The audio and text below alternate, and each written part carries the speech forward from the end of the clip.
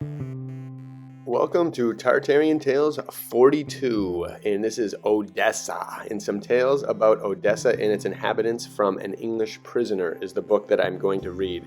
And all the while, I am going to show a few pictures of the Odessa architecture, and I'm going to show a ton of pictures of the Odessa underground, because underground of this city is a tunnel system, a catacomb system that is ancient beyond anyone's knowledge and is way more, I think it's hundreds of times more extensive than Paris and any other catacombs that are currently known. So people go in them, they sometimes get lost, they party, they sometimes die, who knows? But I have a feeling there's a lot of other stuff going on in the Odessa tunnel system, and I think it has to do with a lot of nasty, purely evil things that are hopefully being remedied as we speak. But either way, at the very top right up there is a nice star fort, so this is an ancient city, again, with incredible Tartarian origins that have been polluted and desecrated by the New World Order and the evil freaks that are trying to control this system and are hopefully on their way down. Apparently, the Rothschilds have expressed that if they lose Ukraine, that the New World Order will suffer a serious catastrophic blow. So let's hope that is true, and we all need that to happen. But this is the book that I'm going to read. This is the story, the chapter that it's from, chapter 10 of this book, from the perspective of an English prisoner who meets the Khan and has all these kind of interesting tales about the Khan. So I wanted to read this chapter because it's very positive, very happy, and kind of just fun. And what's happening now is a little bit different. So the contrast between now, the ancients, and what we don't know is always fascinating. So here we go. I'm going to start with the first pages. Remember, you can take it and read it slow. Check the link below or just listen and enjoy. The pictures will come very soon. Here we go. Chapter 10. Having heard all this and much more in favor of this Khan, I was quite curious to see him and desirous of making his acquaintance. All I had heard, however, came short of his deserts. During our stay together at the hospitable mansion of the Count, I had many opportunities of studying the man. I was drawn to this from my first impressions of him. He appeared to me to be just what man would be were he left unfettered by the trammels of conventional assuetude. His mind was unbiased by the shackles of disease and childhood. Its faculties, although not cultivated in one sense of the word, had been left free to form themselves according to the dictates of nature. Nor did he appear to be deficient in information.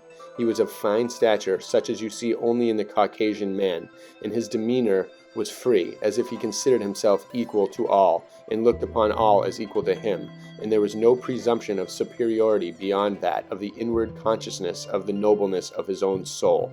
Such was the remarkable person to whom I was introduced. The conversation which, at the Count's residence, had been in English up to this time, was turned to Russian out of compliment to the Khan, who spoke nothing else except the Tartar, an original language from which the Turkish of the present day is descended. The Tartars pride themselves on their language, being the primary mother tongue, and say that what is spoken at Constantinople is only a corruption of it, mixed with Arabic. As they have adopted the Mohammedan religion, they are also required to use some Arabic words in their prayers, but not to the extent that has been done in Constantinople, where the contact with civilization is more immediate, and many words are required to express things that enter not into the category of a Tartar's mind, or of his language. When we returned, the Khan was in the garden, giving directions about his hawks, and when I was first introduced to him, he was just handing his falcon, which he had finished feeding, to his attendant. A romantic-looking man he was. He wore a broad turban, white mixed with straw-colored flowers embroidered with china grass, hanging over one side. His gold-laced jacket reached below his girdle. This last was made of silk, checked and striped in various colors. Large, wide trousers of red cloth reached to the knee. His legs were bandaged with embroidered gaiters and lost in the wide boots that reached his shins. He came forward and acknowledged my greeting courteously. He asked some questions as to my sporting capabilities and if I was fond of hawks, etc. Man is a huntsman by nature, and among those people who follow the dictates of nature, you will find every man more or less a sportsman. To rise in their estimation, you should outdo them in what they pride themselves most upon. I had heard a good deal of the wonderful feats of these people, and was glad of the present opportunity of witnessing, as I had no doubt I should do the next day, the prowess and skill of the Khan. I passed as charming an evening as the last, and we were treated with some delightful glees sung by young Potocki and the three ladies. There is something peculiar in the simple melody of the Russians, which must be heard to be fully appreciated. Lieutenant Royer has already described the choral music of the Russians, and I can but confirm his assertion that it has so much the semblance of an organ being played in unison with the high notes that it is some time before you can realize the idea that such is not the case. And so it is with their glees. The voices are so drawn in concord that they require no piano accompaniment, which, however, in this instance was played by one or other of the ladies, and although not actually needed, yet added to the harmony of their voices. The Khan was in ecstasies. He threw himself back on the sofa with his right arm on one of the cushions. He seemed lost in thought. A photographist, had it been daylight, might have taken as many copies of him as he liked, for he was immovable, scarcely breathing and giving signs of life only by an almost imperceptible movement of his fingers as they kept time, his soul internally beating to the rich tones that reached his ear.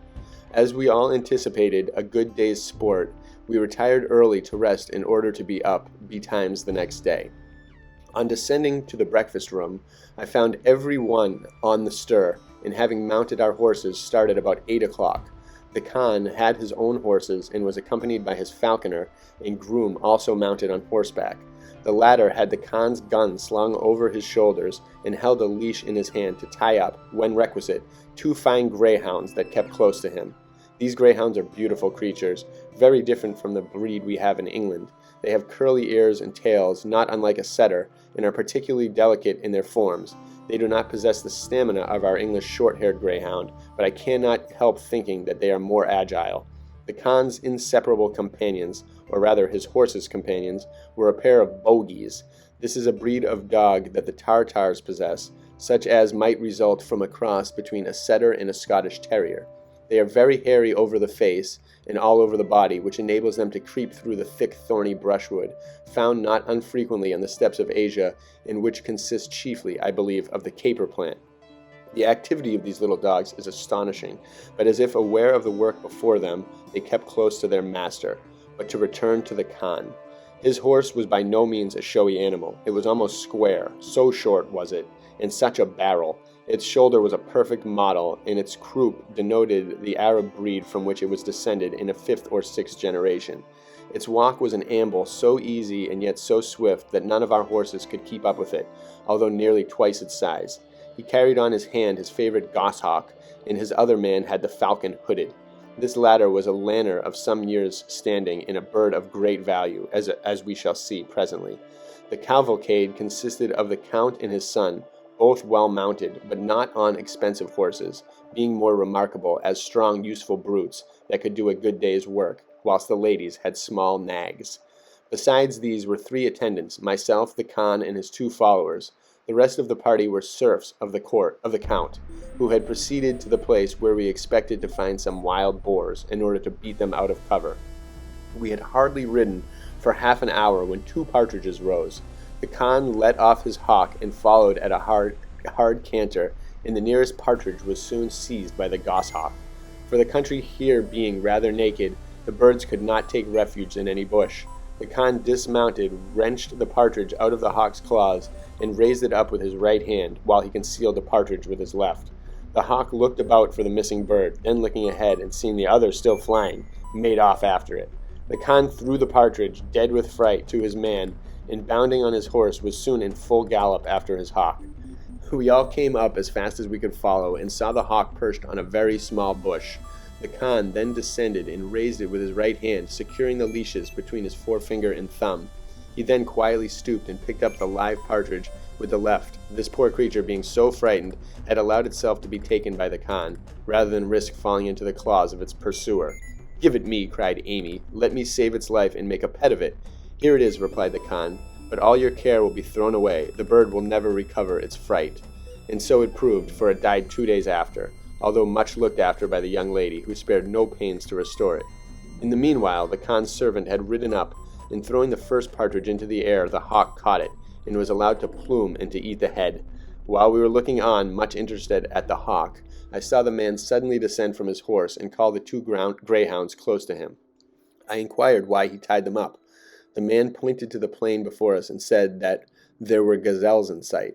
We all looked, but in vain. We could see no sign of any such animals. The Khan had now remounted his horse, so, turning in the direction pointed out by his follower, he said that he distinctly saw two fine gazelles, the horns of one of which were just peering through the bushes. The other he thought was a female. I could not help remarking upon the force of habit how exercise and practice sharpens the sight. Here was I, a mariner that could see the smallest spar above the horizon, in vain looking in a plain for two large animals not a mile off. The Khan promised us good sport if we would only follow his directions. He disposed us all in a circle, the diameter of which must have been nearly 1.5 miles, and directed us then to close upon the gazelles, but not before. We did as we were desired, and soon you might have seen the cavalcade disperse, the gentlemen going the furthest round. Having completed our circle, we all halted for the signal. The Khan, who had remained stationary with his attendants, now sent one forward on foot, whilst the other held his fellow servant's horse. The man proceeded with the two dogs in a leash, and was very near the gazelles before he was perceived, as their attention was engaged by the riders in the distance. He also availed himself of a little irregularity in the country, from behind which he approached to within 200 yards. Here the gazelles saw him, and pricked up their ears, ready to start, but as he stopped they kept looking at him. In the meanwhile he had let the dogs loose. These knew what they were to do, and now made straight for the gazelles. Thus taken by surprise, for they had not perceived the dogs until they were close in upon them, they endeavored, but too late, to escape.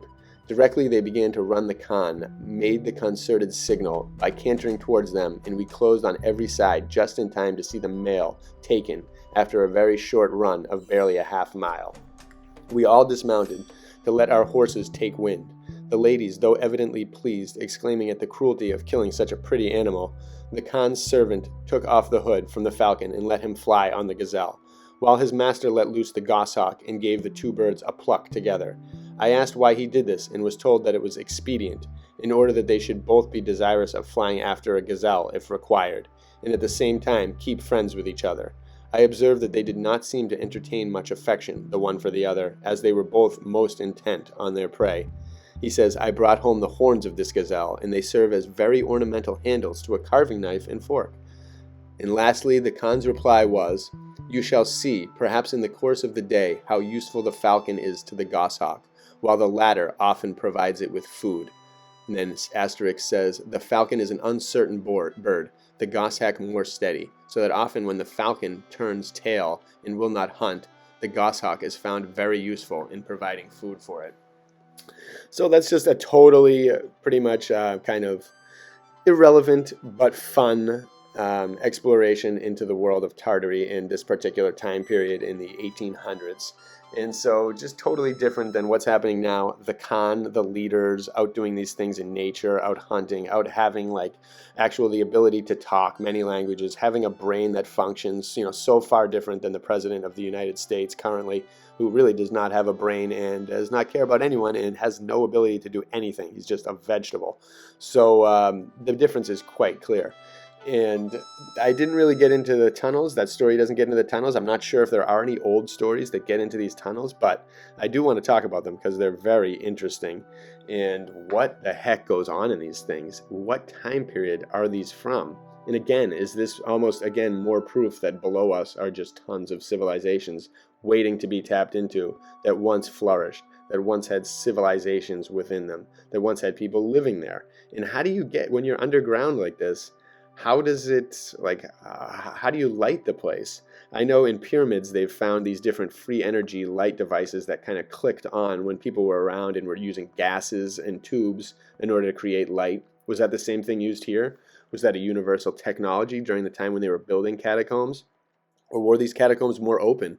Is all the land that we see with all these young trees on it just somehow dumped onto our entire plain, like the way it seems like the Sahara and certain deserts were just covered with sand by huge beings or some other huge technology or something that actually has control over the parts of our world that we cannot see, the stuff that is hidden from us, where the technology is. Look at this. This is like a CERN collider. This is like some kind of crazy, unbelievably elaborate tunnel below this city. And these Khans that were from that story, at least in the 1800s, it seemed like they, I'm sure, knew about this stuff, but they definitely didn't build it. The builders of this stuff is the real mystery. How old? They're using archways. They're using all kinds of different stones that are of huge different sizes. They have some areas that look like they're carving into the walls. They have some areas that look like there are murals potentially were there, or that things were stripped in time. Other places like this were just a bunch of rocks jumbled on. And what does this say about the flat earth? Does this would civilizations be able to and ever even conceive of building underground tunnels in an area where there were earthquakes all the time, or where we were in space and could encounter something hazardous that could just shift everything out of control? Our fragile system flying through at millions of miles an hour and all this crap. Could that be possible with people? Why would anyone build underground with so much possibility for disaster everywhere? And how could they still be lasting this long when all these disasters, natural disasters, are constantly always hitting everything? It's like, how many of these natural disasters are fraudulent or created man-made and just brought upon the world as natural when they aren't? Who knows? I question so much now, and I think we all have to. But look at these doors. What was here? This place at one point had to have been immaculate. These stones at one point were fresh. These stones at one point were just placed there. These places at one point maybe had paint, maybe had color, but either way, they had a purpose. Do these seem like they were excavated while there was a city on top? To me, they don't. They seem like they were potentially just buildings that eventually got covered, and that could be part of the deluge. Maybe Noah's flood created these giant dirt and sand lumps and piles that covered everything. But who knows? How deep does this go? They say it's hundreds and hundreds of kilometers. It's not fully mapped out. It never has been. People constantly get lost. It's just unbelievable. There's all these random entrances all throughout the city, probably a lot that haven't been found. But look at these. What were these? Were there machines in here? Was there armies in here? Was there an entire civilization hiding under here during the 1800s and other times when no one knew about it? Is this millions of years old? Is this hundreds of thousands of years old? What is the reality of all this? And this is clearly carved out by generations and generations and generations of people. And some of the stuff looks like maybe it was the work of giants. Some stuff looks like it was maybe the work of just regular humans, just that escaping cataclysm or going under here because it's a city. It's a place to explore. How many above ground and underground cities were there where they have different governments? Do they have all these different things?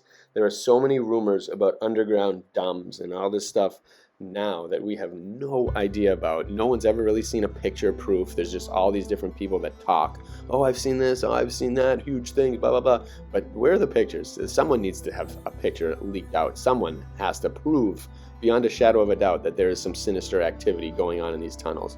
And if it is, most likely it's happening in Odessa and America and all these other places. But hopefully we get to the bottom of it. The rabbit hole goes deep, pun intended. And this is the main point of all of this, exposing these little pieces at a time to save the innocent. Because what a lot of people theorize down there is that the innocent are being taken advantage of worldwide for so many different purposes: organs, pleasure, money, profit, pain, and other nightmares beyond fathomability. And that stuff has to end. The tide has to turn. The innocent can no longer suffer for these scumbags. They have to come down. And there's been signs showing that this might be happening. This might be the time where the judgment battle takes place. And if it is, get ready. We can do this. Nothing will stop the power of good from winning. Bless you all.